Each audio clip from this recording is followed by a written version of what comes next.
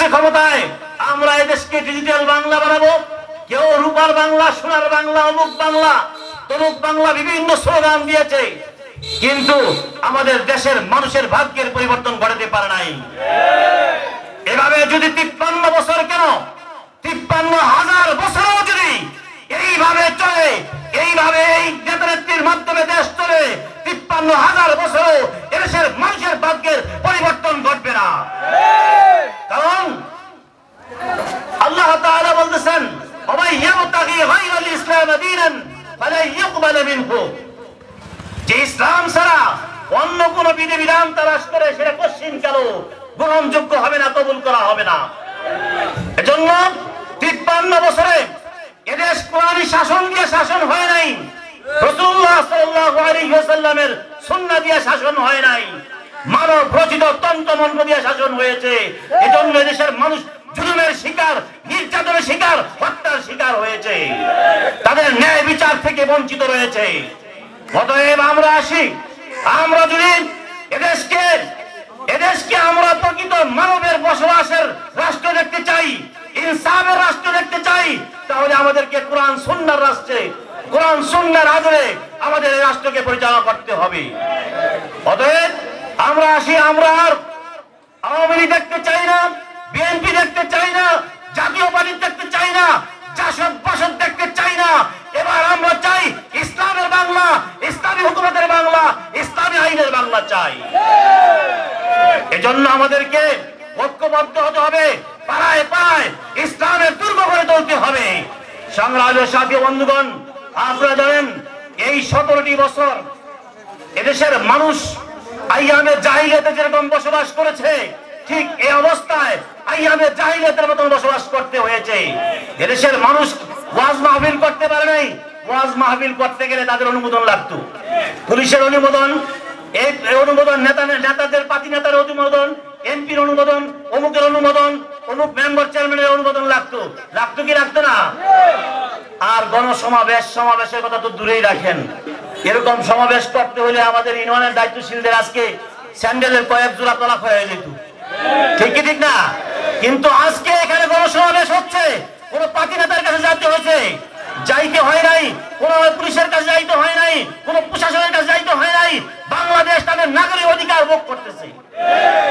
কারণ আপনারা সময় দিয়েছিলেন 5ই আগস্টের পূর্বে, নিজের রক্তের বিনিময়, জানের বিনিময় কিছুটা হলেও স্বাধীনতা পেয়েছে, কিন্তু চূড়ান্ত স্বাধীনতা এখনো বাঙালি জাতি পায় নাই। চূড়ান্ত স্বাধীনতা তখনই পাবে যখন এদেশের আকাশে কালিমার পতাকা, ইসলামের পতাকা উড্ডয়ন হবে। সেই চূড়ান্ত বিজয়ের জন্য আমাদেরকে প্রস্তুতি গ্রহণ করতে হবে। সংগ্রামের সাথী বন্ধুগণ, পরাজিত শক্তি আমাদের দেশ থেকে পলায়ন করে পার্শ্ববর্তী রাষ্ট্রে গেছে, সেখানে যে তারা থেমে নাই, তারা এদেশের বিরুদ্ধে ষড়যন্ত্র করে যাচ্ছে, একের পর এক ষড়যন্ত্র করতেছে। শেষ পর্যায়ে দেখেন, এক দুই দিন আগের খবর দেখেন, আমাদের দেশের সচিবালয়ের ভিতরে তারা অগ্নিকাণ্ড ঘটিয়েছেন।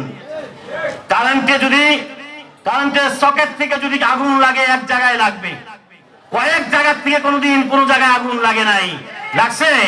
লাগে নাই। এখনো বাংলাদেশের প্রতিটা স্থলে ওই দালাল গোষ্ঠী বসে রয়েছে। দালাল গোষ্ঠীকে যতক্ষণ পর্যন্ত ওই সমস্ত জায়গা থেকে উৎখাত করা না যাবে, এদেশের স্বাধীনতার সুফল ভক্ষণ করতে পারবে না। তারা এদেশের ব্যাংকগুলোকে লুট করেছে, এদেশের মানুষের টাকা পয়সা লুট করে, এদেশের মানুষকে হয়রানি করে টাকা পয়সা লুট করে বিদেশে বাড়ি করেছে, বিদেশে হাজার হাজার কোটি টাকা তারা পাচার করেছে, অথচ এদেশের ব্যাংকগুলোকে খালি করে দেওয়া। এই আখের গুছে এদেশের মানুষকে জুলুম করে, নির্যাতন করে, এদেশের মানুষের ভোটের অধিকারকে ক্ষুণ্ণ করে আজকে তাদের উপায় হয়েছে কি? তাদের অবস্থা কোথায়? আজকে এদেশের মানুষের ভোটের অধিকার তারা নষ্ট করেছে। এদেশের মানুষকে ভোট দিতে দেয় নাই, বরঞ্চ ভোটগুলো দেওয়া হয়েছে যারা আমাদের দেশে মৃত্যুবরণ করেছে, ওই মৃত্যু ব্যক্তিদের ভোটগুলো তারা দিয়ে দিয়েছে। তারা ভোটের অধিকার ক্ষুণ্ণ করেছে। এদেশের মানুষের উলামায়ে কেরামদেরকে নির্যাতন করে, জেল জুলুম করে জেলে তারা নিক্ষেপ করেছিল। এদেশের রাজনীতিবিদদেরকে জেলে নিক্ষেপ করেছিল। আজকে তাদেরকে সেই পাশ্চাত্য বক্ষণ আজকে বরণ করতে হচ্ছে। আজকে আমাদের দেশে তাদেরকে আর অবস্থান নাই। এদেশ এত বছর স্বাধীন করার পরে আজকে দেশ থেকে পলায় গেলেন। ঠিক এই শিক্ষা যারা সামনে ক্ষমতার মস্তক দেখতেছেন তাদেরকে শিক্ষা গ্রহণ করতে হবে যে আমাদের দেশ থেকে জালিম হাসিনা পলায়ন করেছে। ভবিষ্যতে যদি কোনো জালিম এরকম করে তাহলে তাদের অবস্থা আরো ভয়াবহ অবস্থা হবে। কারণ বাঙালি জাতি তারা জীবন দিতে জানে, রক্ত দিতে জানে, শ্রম দিতে জানে, এদেশের মানুষ আন্দোলন করতে জানে। সংগ্রামী সাথী বন্ধুগণ, অতএব আসুন আমরা আমাদের দেশে কোন দুর্নীতিবাজদেরকে ক্ষমতা দেখতে চাই না।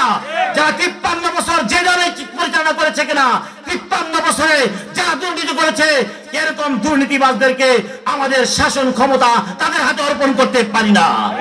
চাঁদাবাজি যারা করেছে, টেন্ডারবাজি যারা করেছে, মানুষ হত্যা যারা করেছে, আর 5ই আগস্টের আগে আমাদের ছাত্র জনতার উপরে যেভাবে বর্বর হামলা করেছে, যেভাবে হত্যা করেছে, আপনারা সোশ্যাল মিডিয়াগুলোতে দেখেছেন। ছাত্রদেরকে পাখির মতো গুলি করে হত্যা করেছে। একটা কুকুরকে মারতে গেল মানুষের মায়া লাগে, আফসোস লাগে। এদেশের পুলিশ বাহিনী, আওয়ামী হায়নাদের পেটুয়া বাহিনী যেভাবে গুলি করেছে, এটা বর্বর যুগকে হার মানায়। সংগ্রামী সাথী বন্ধুগণ, অতএব আমরা 5ই আগস্টের পূর্বে যত হত্যা হয়েছে, ছাত্র জনতাকে যারা হত্যা করেছে, পঙ্গু করেছে, আহত করেছে, নিহত করেছে, আমরা সকল বিচার দাবি করছি। তাদেরকে দৃষ্টান্তমূলক শাস্তি, ফাঁসির ব্যবস্থা করতে হবে।